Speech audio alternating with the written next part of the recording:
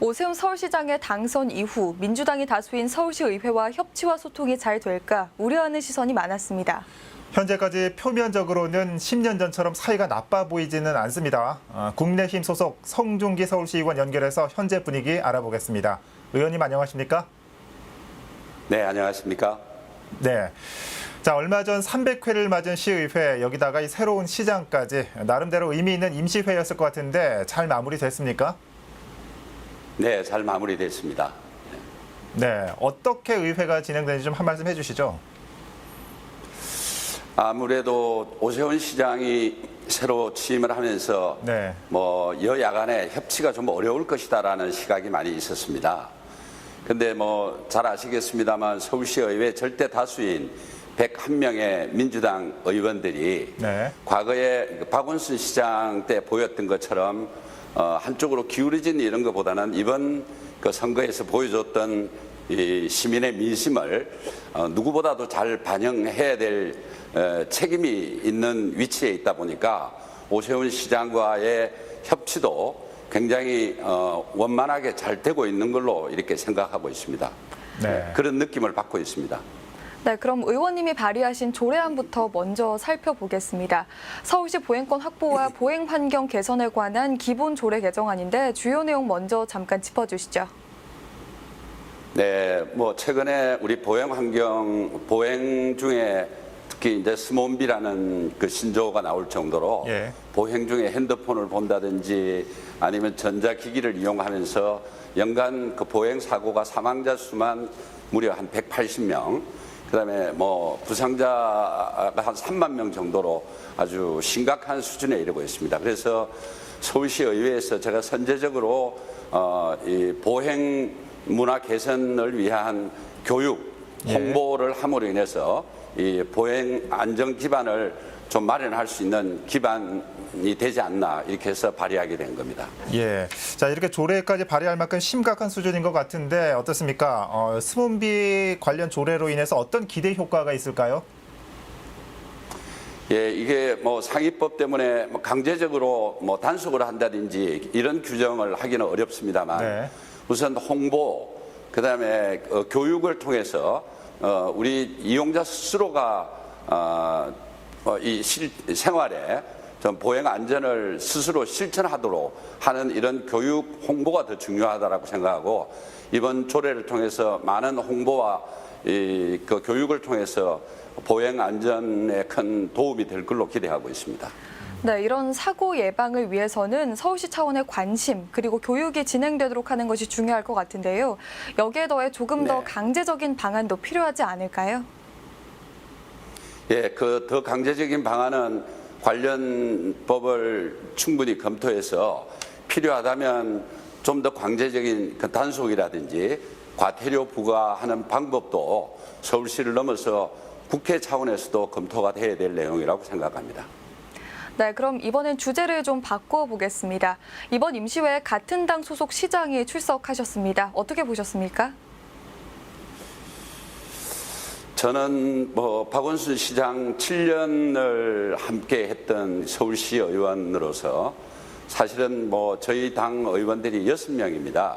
오세훈 시장 오시기 전까지만 하더라도 6명이면 그 원내 구성도 되지 않아서 우리가 시민을 위한 조례를 하나 발의하려고 하더라도 최소한 10명의 서명을 받아야 되는데 네. 그 자체도 조례 하나 발의하는 것도 여야 간의 대립이 있는 조례는 아무리 그것이 시민을 위하는 조례라서 치더라도 발의할 수 없는 그런 입장에 있고 원내 구성도 안 되어 있습니다.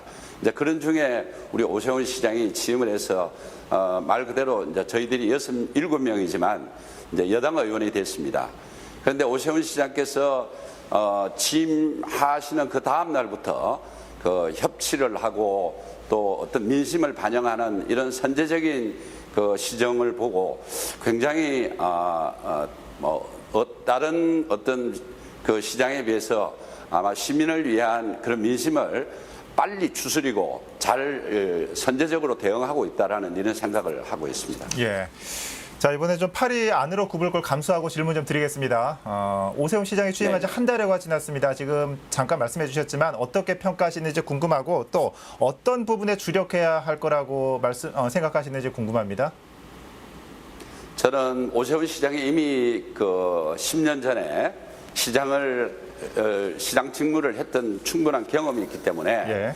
저는 오세훈 시장이 취임을 해서 지나치게 본인 공약을 내세워서 어떤 시민들하고 아니면 의회하고 마찰이 있는 자녀 임기보다는 협치라는 전제하에 이번 선거에서 보여줬던 민심을 어떻게 반영할 수 있느냐가 제일 중요하다고 생각합니다.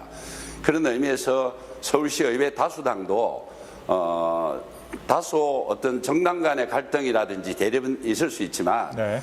오세훈 시장이 추진하려고 하는 모든 그 시정이 민심을 우선으로 한다면 그 아무리 거대한 다수당도 시장의 시민을 위해서 하는 시정을 거역하지 못할 것이다. 그렇게 생각하고 이미 벌써 의장이라든지 그 서울시의회 위원장들이라든지 이런 그 의장단에서도 상당히 협조적으로 어떤 협치를 우선으로 하는 그런 행보를 이어가고 있고 앞으로도 그럴 거라고 생각합니다. 저 역시 소수당의 한 사람이지만 과거에 박원순 시장 때에도 저희들이 아무리 열악하더라도 그 여야 간의 협치를 우선으로 해서 지역 예산이라든지 서울시 행정도 이렇게 펼쳐나갈 수 있었지만 이제는 저희 당 그 시장이 되셨지만 저 개인적으로는 더 낮은 자세로 또 거대 야당과 같이 협치하는 그런 시정으로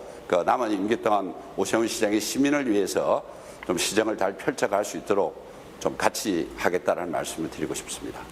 네, 오 시장 취임 후에 의원이 지역구에 시도한 강남구의 경우 재건축 활성화에 대한 기대감이 큽니다. 최근 아파트 가격도 많이 오르고 있는데요.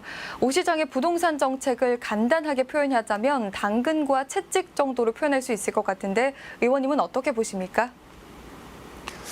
예, 오 시장이 취임한 이후에 부동산 정책을 발표했습니다. 이제 그 부동산 정책에 보면 우선 그 투기 세력을 억제하고 좀 더 효율적인 재건축이 추진되도록 굉장히 선제적으로 잘 대응하고 있다고 생각합니다. 다만 이제 우리 강남 지역에서는 미성 아파트에서부터 한양 아파트까지 약 10,000여 세대, 또 개포동 이런 재건축 대상지가 굉장히 많습니다. 박원순 시장 때 가장 대립적이었던 부분이 이 강남 재건축은 서울의 얼굴이기 때문에 특별하게 계획하고 신경을 써야 된다라는 이유로 상당히 그 재건축 대상지와 마찰이 많았습니다. 그런데 이제 오세훈 시장의 부동산 정책도 강남이 어떤 특별한 혜택을 주고 있는 거 아닌가라는 그런 우려를 많이 하고 계신 것 같은데 박원순 시장 때 이미 상당 부분 그 대립이 있었고 갈등이라든지 어떤 역차별 때문에 강남 재건축이 발목이 잡혀 있고 그렇습니다. 그래서 이건 강남이라는 걸 띄워놓고 분리해서 생각할 게 아니라 서울시 전체적인 어떤 재건축 확산이라든지 어떤 속도감을 위해서 강남 강북 구분 없이 내구 연한이 오래된 아파트 46년이 넘었습니다. 한 50년 가까이 되어가는 아파트를 어느 지역보다도 선제적으로 이렇게 재건축을 활발하게 추진해야 된다고 생각합니다. 네. 자, 이번에는 의회와의 협치 부분도 좀 짚어보겠습니다. 집행부와 시의회 모두 소통과 상생을 강조한 건 맞습니다. 그런데 지금까지 지켜봤을 때 아직 크게 부딪히지는 않았지만 그렇다고 또 마냥 편해 보이지도 않습니다. 자, 의원님은 어떻게 보십니까? 네. 저는 결론적으로 말씀드리면은 지금까지 어떤 박원순 시장 때 다수당으로 했던 그 101석을 가진 더불어민주당 의원들의 사고와 생각이 많이 바뀔 것이다.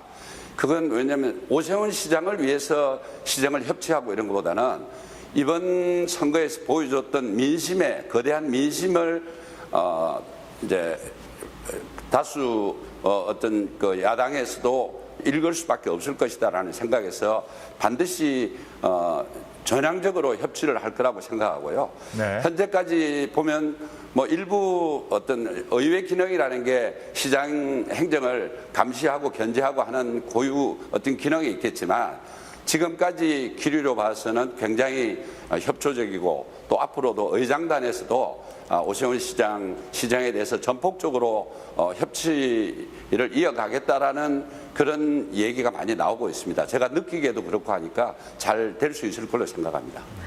네, 그런데 시의회에서 국민의힘 의석수가 너무 적거든요. 그래서 지원 사격이 조금 어렵지는 않으신가요? 예, 어려움이 많습니다. 그렇지만 저희들이 지난 7년 동안 그런 어려움 속에 뭐 6명이서 이렇게 3년을 보내왔고, 지난번 9대 때는 29명이 또 4년을 이렇게 해왔기 때문에 저희들은 뭐 그것 역시도 시민의 선택에 의한 결과라고 생각하고요. 소수당으로서 오로지 시민만 바라보고 이렇게 잘 하려고 하고 있습니다. 그래서 그런 의미에서 보면 앞으로 오세훈 시장 잔여 임기 동안은 시장이 여야가 협치를 할 수 있도록 저희 7명이지만 소수당이 7명이지만 무엇보다도 협치를 우선으로 하는 그런 시정을 펼쳐나가야 되겠다라는 각오를 하게 됩니다. 네. 서울시정을 견제해야 하는 서울시 의원으로서 이 서울시가 앞으로 어떤 방향으로 나아가야 할지 조언을 해주신다면 어떤 게 있을까요? 예, 여러 가지가 있습니다만 저는 지난번 5분 발언이 취소돼서 못했습니다만 네. 오세훈 시장의 남은 잔여 임기 동안은 오세훈 시장의 행정을 전임 시장이 했던 거를 억지로 지우고 또 본인의 어떤 공약을 내세우기보다는 전임 시장이 했던 시정 중에 시민들로부터 지탄을 받고 잘못됐던 건 반드시 바로잡아야 되고, 그 바로잡는 것만 하더라도 굉장히 시민들의 호응이 있을 거라고 생각합니다. 그리고 새로운 시장으로서 임기 동안 본인 공약을 어떻게 내세워서 하기보다는 본인이 생각했던 공약도 현재 10년 전에 오세훈 시장이 생각했던 공약을 그게 시장을 집권 시장이라고 해서 무리하게 추진하기보다는 잘못된 어떤 그런 공약은 과감하게 버리고 또 새로운 공약을 이제 받아들여서 전체적인 어떤 협치를 바탕으로 한 그런 시정을 펼쳐야 될 것이라고 생각하고, 오세훈 시장께서 그런 면에서 선제적으로 굉장히 잘 대응하고 있다고 생각합니다. 자, 긴 시간 말씀 잘 들었고요. 마지막으로 이 서울 시민 그리고 강남 구민에게 전하고 싶은 말씀 있으시면 간단하게 부탁드립니다. 네, 서울 시민 여러분, 강남 구민 여러분, 국민의힘당 성준기 의원입니다. 저는 지난 재선으로서 지난 7년 동안 서울시정에 임하면서 늘 소수당에 속해 있었습니다. 그러나 정당은 아무리 정치는 머릿수로 한다고 하지만 이제 서울시는 이번 선거에서 보여줬던 거대한 시민의 민심을 반영한 시정 활동을 할 수밖에 없을 것이다. 정당의 힘도 중요하지만 의원 개개인이 얼마나 진심으로 시민을 위한 시정을 펼치고 있느냐에 따라서 서울시 전체 그림이 달라질 거라고 생각합니다. 그래서 저는 물론이고 우리 서울시 의원 모두가 오로지 시민을 위한 시정을 펼쳐나가겠다라는 각오의 말씀을 드리게 됩니다. 네. 자, 오늘 긴 말씀 감사드리고요. 다음번엔 다른 이슈로 또 연결하도록 하겠습니다. 의원님, 오늘 말씀 잘 들었습니다. 네, 감사합니다. 네, 감사합니다. 네. 서울시의회 국민의힘 성준기 의원 연결해봤습니다.